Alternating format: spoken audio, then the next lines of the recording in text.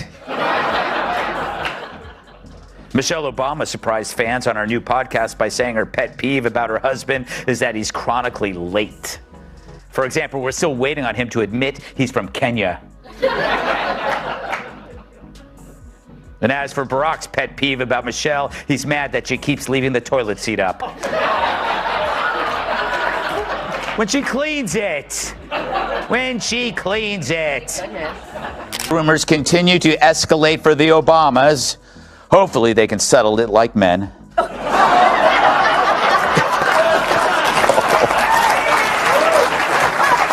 Michelle Obama's polished image just met its match, and Greg Gutfeld is swinging with ruthless precision. In a roast brimming with wit, irony, and merciless truth bombs, Gutfeld slices the media gloss layers of America's favorite first lady turned lifestyle brand. From curated virtue to savvy brand building, nothing escapes his comedic scalpel. This isn't just a takedown. It's a hilarious reality check that flips reverence into an unfiltered roast. Michelle Obama's new podcast is off to a slow start, ranked at number 34 on Spotify. In her defense, most people don't like her.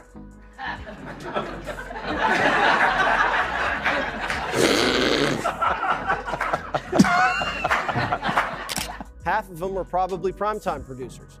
But still, Michelle's spilling the family secrets, like how Barry gets on her nerves. Listen. Barack, he had to adjust to what on time was for me. Because he was on that island time. Well, but, I've got this husband who's like, when it's time to leave, it's 3 o'clock, he's getting up and going to the bathroom. And I was like, dude, like 3 o'clock departure means you've done all that, It's like, don't start looking for your glass. If you thought Michelle Obama was untouchable, wait until Greg Gutfeld steps up to the mic.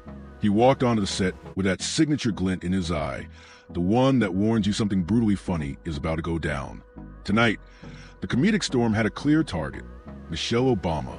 You could feel it building, like a low rumble before the thunder cracks. This wouldn't be polite and it wouldn't be crude. It would be pure, vintage Gutfeld, a savage roast served flaming hot, delivered with a smirk and a comedic crowbar. Have to use our voices to make these choices clear to the men that we love. Our lives are worth more than their anger and disappointment. What's that pitter-patter sound I'm hearing in the background? It's the footsteps of Barack running to vote for Trump. He started by setting the stage in classic Gutfeld fashion. Michelle Obama, the media's untouchable darling, praise or reverence usually reserved for royalty, had crafted an image so airbrushed that even her flaws seemed to have their own PR agents. Gutfeld marveled at how the former First Lady floated to the political universe, like a unicorn made of hope, kale, and podcast sponsorships. But tonight, Greg wasn't buying the fairy tale. He came armed with comedic napalm, and no inspirational book tour could smother it. And if they run Michelle. According to a new poll, Michelle Obama isn't as strong a Democratic candidate against former President Donald Trump as many Dems would have you believe. In a hypothetical matchup, my favorite kind. Trump wins with 47% of the vote compared to Michelle Obama's 44%. I guess some of the kids whose school lunches she ruined are finally old enough to... He dove straight into the branding. Michelle Obama, once pitched to America as a relatable mom from the South Side, had somehow morphed into a multi-million-dollar juggernaut of carefully curated relatability. Gutfeld pointed out how she went from White House vegetable gardener to global lifestyle empire, without anyone batting an eye. She had sneaker lines, speaking fees bigger than some defense budgets, and Netflix deals thicker than the federal deficit. Yet she was still hailed as an outsider fighting the system. Greg found that hilarious. She wasn't outside it. She was franchising it. No, I don't think she can. I think you said this before, Tyra. She can't run because if she were to lose to Trump, it would be the most humiliating, loss in history. Well, not just, I don't know if I think I said that and you added that, but we'll take. You also said that I look great. Listen, Republicans, she just kicked our ass. She's up 15 points. I noticed this weekend. I'm just going to speak on it. We can't play with a lead. Every time Republicans, we get a lead, we do something. Then came the myth-making. Gutfeld lit a flamethrower on the media's never-ending worship of Michelle's every move. He joked that she could walk into a room, trip over a chair, and the headlines would gush about her. Powerful metaphor for resilience. She could blink and journalists would craft sonnets about the strength hidden in her eyelashes. To Gutfeld, this wasn't admiration. It was flat-out worship. The media hadn't just built Michelle Obama into a brand. They'd crowned that brand with sainthood. And what's a rose for if not to rip that halo right off? Michelle thinks American men suck. Let me warn you, your rage does not exist in a vacuum. If we don't get this election right, your wife, your daughter, your mother, we as women will become collateral damage to your rage. To the women listening. He peeled back the manufactured image, pointing out how every appearance, every soundbite, every carefully timed facial expression seemed engineered for maximum effect. There were no casual moments. Everything was a moment. Greg compared it to watching a TED Talk directed by Disney. Polished, uplifting, but somehow always leaving the audience clapping before they realized nothing had really been said. He laughed about how Michelle had perfected the art of turning bland platitudes into headline gold. Just say something obvious in a slow, serious tone, and boom, instant inspiration. But Gutfeld didn't stop at roasting persona. He zeroed in on the ideology woven into it. He shredded the constant narrative of victimhood dressed up in couture. Somehow Michelle, wealthy, adored, connected to the highest circles of global power, was still marketed as a woman bravely battling unseen forces. Greg called the whole act exhausting. He joked that the only oppression Michelle Obama faces these days is the weight of her production team hauling all that lighting gear for her perfectly staged speaking tours. Gay man. Nothing wrong with that, by the way, Tyrus. The men who are the real danger aren't the criminals or the illegal aliens. It's the guys that don't vote the way you want them to. The ignorance that she projected as if the men are the only ones angry in the house. So every man who's been in a house where inflation's high, the electric bill's doubled, you're not getting cheers from the wife and kids. They're complaining, they're suffering. Then there was the infamous moralizing. Greg Gutfeld tore into it like a man who'd been waiting years for this moment. Michelle's lectures on health, nutrition, and how Americans should live always came wrapped in an undertone of scolding. Like the entire country was a giant classroom, and she was a substitute teacher gleefully handing out detention slips. Greg cracked up at how even the simplest advice from her somehow managed to come with a side of guilt. And of course, no rose would be complete without dragging the legacy building behind that moralizing. Greg shredded the endless parade of documentaries, autobiographies, and carefully staged moments that seemed less about inspiring people and more about preserving a myth. Crafted by Michelle for Michelle, he compared it to someone putting up statues of themselves before they've even walked out the door. Every quote was framed, every memory immortalized, every mild critique instantly swatted away with accusations of sexism, racism, or the tired claim that America just couldn't handle a strong woman.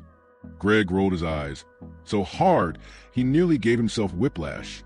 Heather, were you surprised that Michelle Obama is not polling better? Because I assumed she would just explode.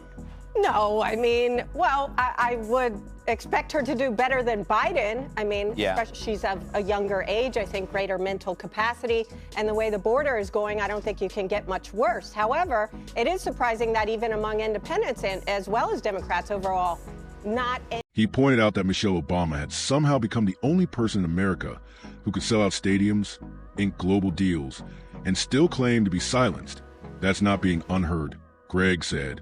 It's being amplified through 1,000 microphones while still complaining about the volume. Then came the self-comparisons, and Gutfeld couldn't resist. He painted a picture of Michelle flipping through glowing press clippings about herself like they were bedtime stories. She wasn't just narrating her life. She was directing it, casting it, and charging admission at the door. And the podcasting? Greg had a field day with that one. Michelle Obama, now the self-anointed podcaster-in-chief, dropping perfectly packaged pearls of wisdom to an audience already convinced she could do no wrong. Gutfeld mocked the whole format. It wasn't a conversation. It was a sermon wrapped in background music. He imagined production meetings where every episode was engineered to be just profound enough to be quoted, just emotional enough to go viral, and just vague enough to mean absolutely nothing. But the roast didn't stop at glitz and gloss. Greg nailed the double standard. How Michelle could wade into political discourse, throw rhetorical jabs, stir up drama, and still be painted as above the fray. He compared it to someone playing dodgeball while wearing a judge's robe. It's not one-sided.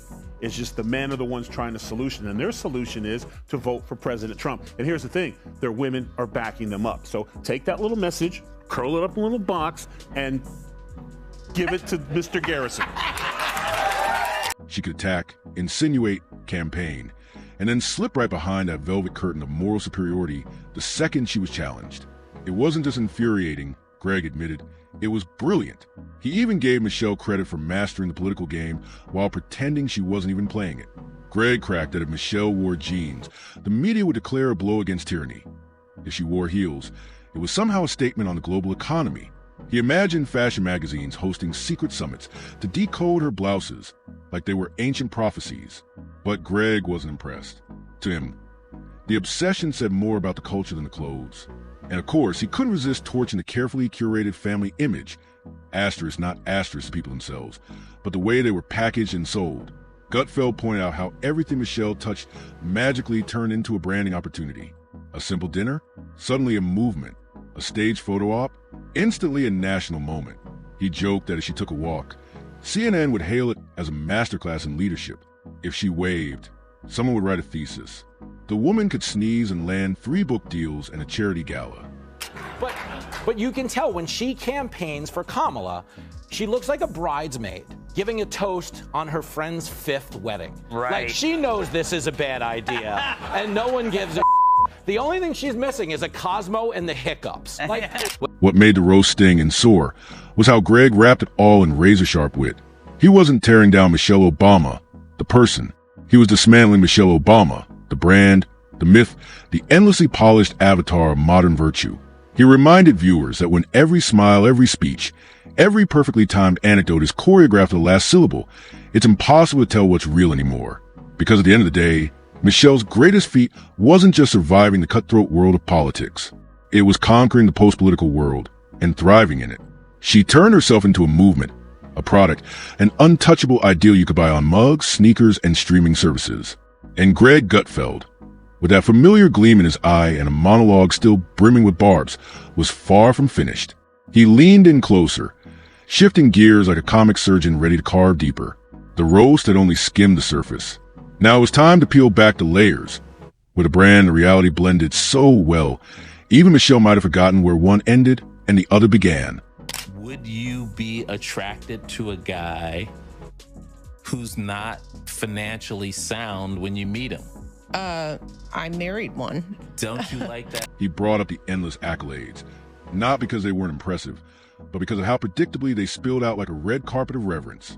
The media had built a shrine, and any hint of critique was treated like blasphemy. But Gutfeld wasn't there to bow down. He was there to poke holes in the stained glass. He chuckled at how every tiny move Michelle made had to be framed as historic or unprecedented. Even new line of throw pillows was a moment. An Instagram live with celebrity, suddenly a milestone for humanity. Greg joked that she could wander into a kitchen, and a camera crew would spin it as a metaphor for global healing. They know that they're having a hard time with men. Right. Doesn't seem like this is the right strategy. No. She basically says that they're hurting women by voting for Trump. But I think they don't understand that where it comes from in the first place is that people are sick of being told how bad they are and talked down to, and you know, It wasn't that she hadn't done impressive things. She had. But Greg pointed out how even her ordinary moments were inflated into something extraordinary, like an air mattress pumped so full it floated above reality. Then there was the activism. Gutfeld couldn't help but laugh at how Michelle, endlessly praised for championing causes, rarely risked anything real. She didn't walk a tightrope. She built a marble runway and called it resistance. But what really fired Greg up was the way every time Michelle stepped back into the spotlight, the media reacted like she was returning from exile, as if the few weeks between podcast episodes were a national drought of wisdom. He compared it to a concert where the singer never actually leaves the stage, just keeps doing encores until the crowd forgets what the first song was. And that, he said, was the real trick. Keep the spotlight on so long that people forget there's a script behind the shine. Greg hadn't forgotten.